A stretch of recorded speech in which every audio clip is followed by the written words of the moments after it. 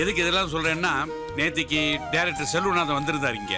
கூட நம்ம டைரக்டரும் வந்திருந்தாரா? இல்ல, செல்வநாதன் மட்டும்தான் வந்திருந்தாரு. நாம அவரு கொடுத்த பணத்தை வட்டியோட திரும்பி கொடுத்தாரு.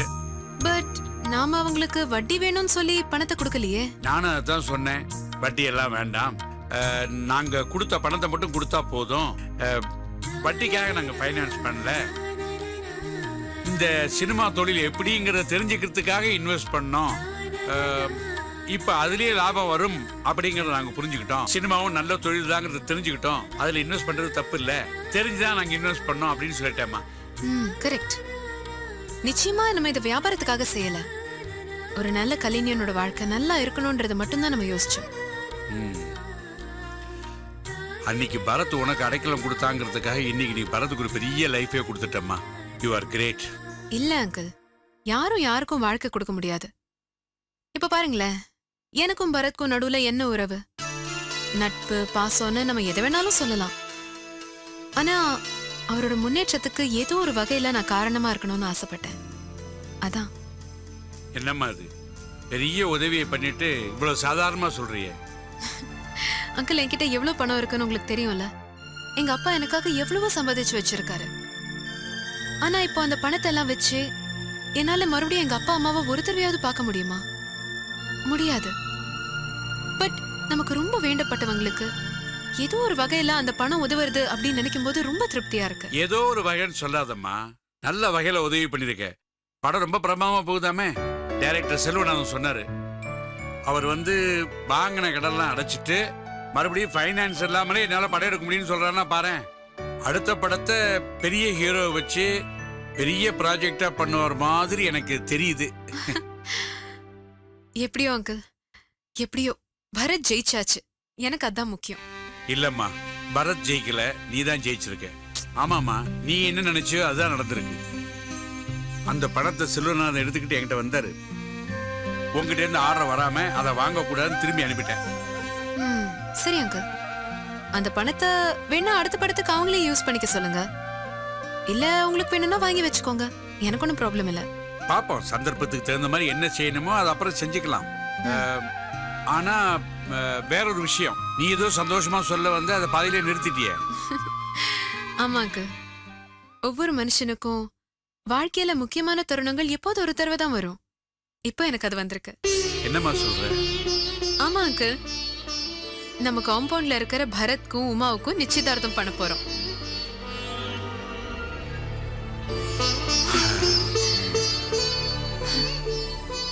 அவங்க ரெண்டு பேரோட காதல் ஒரு காலகட்டத்துல சேருமோ சேராதோன்ற மாதிரி ஆயிடுச்சு. அப்புறம் ஒவ்வொருத்தர்கிட்டையும் தனித்தனியா பேசி புரிய வச்சு பொறுமையா இருங்கன்னு சொல்லி உமாவும் பரத்காக இவ்வளவு நாளா காத்துக்கிட்டு இருந்தா. இப்ப கடவுள் புண்ணியத்துல பரத் ஒரு பெரிய டைரக்டரா ரொம்ப சக்சஸ்ஃபுல்லா இருக்காரு.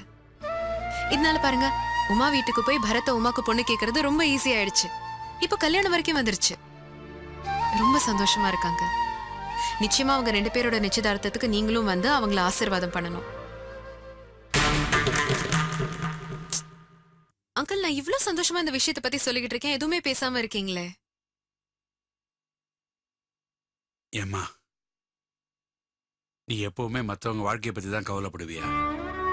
போய் எதிர்காலம், உனக்கு ஒரு வாழ்க்கை, இத பத்தி யோசிச்சு பார்க்கவே மாட்டியா? நான் எதுக்கு அங்கிள் நினைக்கணும்? என்ன சுத்தி தான் நீங்க, பரத், உமா, லட்சுமி மாமின்னு எத்தனையோ பேர் இருக்கீங்களே. என் மேல அன்பையும் பாசத்தையும் கொட்டிட்டு இருக்கீங்க. இதுக்கு மேல வேற என்ன வேணும்? இல்லம்மா, எல்லாரும் உன் கண்ணீரை வேணா துடைக்கலாம், வழி துணையா வாழ்க்கை முழுக்க உங்கூட இருக்க முடியுமா? உனக்குன்னு ஒரு வாழ்க்கை அமைச்சு கொடுக்கணும்னு அப்பா ஸ்தானத்திலிருந்து நான் நினைக்கிறேன். ஆனா அதுக்கு என்னைக்குமே நீ பிடி கொடுத்து பேச மாட்டேங்கிற, பதிலும் சொல்ல மாட்டேங்கிற. பூஜா, என் மனசுல ஒண்ணு தோணுது. நீ எதையோ ஒன்ன மறைக்கிற. இந்த பாரு, நீ ஏன் மறைக்கிற எனக்கு தெரியணுங்கிற அவசியம் கூட இல்லை. நீ எல்லாத்தையும் சந்தோஷமா இருக்க, பிரியமா இருக்க, எல்லாருக்கும் எல்லாம் செய்யற. ஆனா எங்கிட்ட மட்டும் ஒரு பாராமுகமா நடந்துக்கிற. என்ன விஷயம்? இப்ப நான் என்ன செஞ்சா நீங்க சந்தோஷப்படுவீங்க? அப்பா ஸ்தானத்திலிருந்து சொல்றேம்மா, நீ ஒரு கல்யாணம் பண்ணிக்கணும்.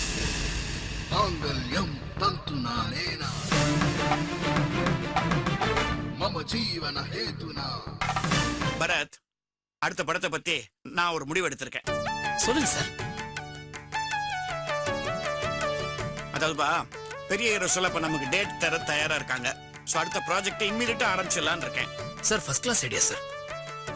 சார் முன்னாடி நீங்க வந்து 2-3 லீடிங் டைரக்டர்ஸ்க்கு வந்து அட்வான்ஸ் கொடுத்து வச்சிருந்தீங்களா சார்? அவங்கள வச்சு இந்த படம் பண்ணா ரொம்ப நல்லா வரும் சார். என் புள்ள மாதிரின்னு சொன்னேன் இல்லையா உன்ன? இப்ப இந்த புள்ளை பலாருன்னு அறைய போறேன். சார் யோ, என்னத்த சார் மோர்? ஏன் மத்தவங்கள வச்சு நான் படம் எடுக்கிறதுக்கா உங்ககிட்ட சொல்றேன்? பெரிய ஹீரோஸை வச்சு நீ டைரக்ட் பண்ணி நான் படம் எடுக்கணும்யா. சார் என்ன நான் எப்படி சார் பெரிய ஹீரோஸோட ப்ரீவியஸ் படம் மாதிரி தான். நீ ஸ்டார்ட்னா அவங்க நடிப்பாங்க, கட்டுனா நிறுத்திக்குவாங்க. என்ன ரொம்ப யோசிக்கிற? நீ தான் அந்த படத்துல ப்ரூவ் பண்ணிட்டிய. I know you can do it. நீ என்னமோ சொல்லணும்னு நினைக்கிற, பட் தயங்குற. தைரியமா சொல்லு. சார். அது ஒண்ணும் இல்ல சார். இப்போ ஒரு சப்ஜெக்ட் பண்ணிட்டு இருக்கேன். அந்த சப்ஜெக்ட்டுக்கு செட் ஆகுற ஆர்டிஸ்ட வச்சு அடுத்த படம் பண்ணலான்னு ஒரு எண்ணம் சார். எதுக்கு சொல்றேன்னா, பெரிய ஹீரோஸ் வச்சு படம் பண்ணோம்னா அவங்களுக்கு ஏத்த மாதிரி ஸ்கிரிப்ட்ல ஏகப்பட்ட சேஞ்சஸ் பண்ண வேண்டியிருக்கும். செயற்கையா நிறைய விஷயங்கள் சேர்க்க வேண்டியிருக்கும்.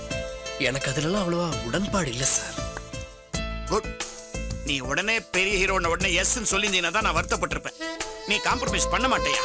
ஏன் சொல்றேன், நீ நிறைய பெரிய டைரக்டர்ஸ் பெரிய ஹீரோ கிடைச்சான உடனே எப்படி வேணா காம்ப்ரமைஸ் பண்ணி கதையை மாத்துறேன்னு சொல்றாங்க. எனக்கு தெரிஞ்ச ஒருத்தர் ஒரு பெரிய ஹீரோ கிட்ட போய் கதையை சொல்லிருக்காரு, புராண படம்னு சொல்லிருக்காரு. ஹீரோ கதையை கேட்ட உடனே ஹீரோ ரோல் ரொம்ப சாஃப்டா இருக்கு, எனக்கு கொஞ்சம் ஆக்ஷன் வேணும்னு உடனே சரி நீங்களே ஹீரோயினை கடத்தின்னு போடுங்கன்ட்டாரு. எந்த கதையில? ராமாயணத்துல ராமர் ரோலுக்கியா? ராமர் சீதையை கடத்தினா என்ன ஆகுறது சொல்லு?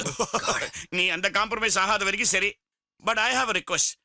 நீ பண்ற கதையில இந்த பெரிய ஹீரோஸ் ஃபிட் ஆனா நீ அவங்கள யூஸ் பண்ணு. கண்டிப்பா சார். கண்டிப்பா பண்ணலாம் சார். சார் இப்போ முதல் படம் இப்பதான் சக்சஸ் ஆயிருக்குன்னு அடுத்த படத்தை உடனே ஆரம்பிக்காம கொஞ்சம் டைம் எடுத்துக்கிட்டு நல்லா கான்சென்ட்ரேட் பண்ணி அடுத்த படத்தை ஆரம்பிக்கலாம் ரெடியா சார். குட். என்ன மாதிரி சப்ஜெக்ட் நினைச்சிருக்கேன் சார்? இது வந்து இது வரைக்கும் வராத மாதிரி இந்த புலம்பெயர்ந்த தமிழர்கள் இருக்காங்களா சார், அவங்களுடைய கஷ்டங்கள், அவங்க வாழ்க்கையில இருக்கிற பிரச்சனைகள் இதை பேச வச்சிருக்கிறத பண்ணாங்க. நல்லா இருக்கும், நல்லா இருக்கும். பண்ண இந்த பாரு, செலவு பத்தி கவலைப்படாத. என்னென்ன வருதோ எல்லாத்தையும் யோசிச்சு பேப்பர்ல போடு. We'll do it in a big way. Take your own time. என்ன ஒண்ணு உடனே ஆரம்பிக்கலன்னா பாபு வருத்தப்படுவான். சரி, கிண்டல்லாம் இருக்கட்டும், என்ன பண்ணலாம் சொல்லு. இது பாருங்கம்மா, எனக்கும் சரி பரத்க்கும் சரி அப்பா அம்மான்னு சொல்லிக்கிறதுக்கு யாரும் இல்ல. கிட்டத்தட்ட அனாத மாதிரி தான் வச்சுக்கோங்களேன். நீங்க அப்பா இந்த காம்பவுண்ட்ல இருக்கிறவங்க எல்லாரும் தான் எங்களுக்கு ஆதரவா இருந்து. பூஜா, எத்தனை தடவை உனக்கு சொல்லிருக்கேன் அனாதைன்னு சொல்லாதேன்னு. அப்புறம் அப்பா அம்மா நாங்க சொல்லிட்டு என்ன பிரயோஜனம்? ஆமாம்மா, நாங்க உன்னை அப்படி நினைச்சதே இல்ல. எங்க பொண்ணு ஜானகி பிரியா விட உண்மையில அதிகமா தான் பாசம் வச்சிருக்கோம். சார் விடுங்க சார், அவங்க ஏதோ வாய் தவறி சொல்லிட்டாங்க. நாங்க 2 பேருமே நம்ம காம்பவுண்ட் இருக்கிற எல்லாருமே சொந்தக்காரங்களா தான் நினைச்சிட்டு இருக்கோம்.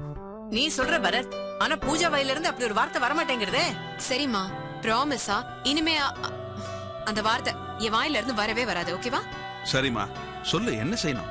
முதல்ல நம்ம எல்லாரும் முறைப்படி உமா வீட்டுக்கு போய் அவளை பொண்ணு கேக்குறோம். சார் சார் என்ன சொல்லிட்டு இருந்த சார்? கேஸ்ல நாம தான் ஜெயிக்க போறோம்னு சொன்னேன். என்ன சார் கொஞ்சம் கூட சந்தோஷமே இல்லாம இருக்கீங்க? சந்தோஷமா? அதெல்லாம் போய் ரொம்ப நாள் ஆயிடுத்தியா? கேஸ்ல இல்லையா? வாழ்க்கையிலேயே ஜெயிப்போமான்னு எனக்கு சந்தேகம் வந்துடுது. என்ன சார் இப்படி நெகட்டிவா பேசுறீங்க? லாஸ்ட் ஹியரிங்ல கூட அந்த தோத்தாத்திரி ஒரு புடி பிடிச்ச பாருங்க, அலண்டு போயிட்டான். ஜட்ஜே ஒரு நிமிஷம் அசந்து போயிட்டாருன்னா பாருங்களேன். தைரியமா இருங்க சார், ஒன்னும் ஆகாது. தைரியம்? யோ, ஒரு சிங்கமே எதிர்க்க வந்து நின்னாலும் சீரி பாயிரம் ஏன்னா.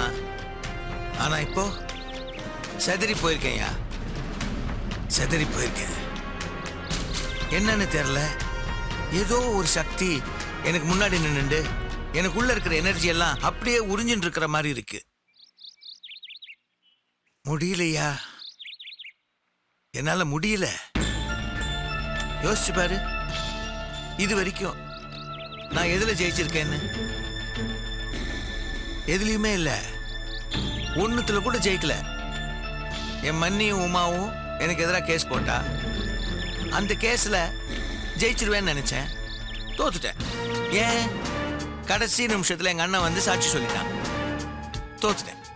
அதுக்கப்புறம் எல்லா சொத்தையும் என் பேருக்கு எழுதி தரேன்னா அந்த முயற்சியில இறங்கினேன். அதுலயும் தோத்துட்டேன். உமா அந்த பொண்ணையாவது பழி வாங்கணும்னு நினைச்சேன். தோத்துட்டேன். இந்த பரத் பை எடுக்கிற சினிமாவை நிறுத்தணும்னு நினைச்சேன். தோத்துட்டேன். இப்போ பூஜா அவளை அழிக்கணும்னு நினைச்சேன். தோத்துட்டேன். இப்படி எல்லாத்துலயும் தோல்வி தோல்வி தோல்வி தோல்வி தோல்வி தோல்வி. இந்த லட்சணத்துல எப்படியா தைரியமா இருக்கிறது?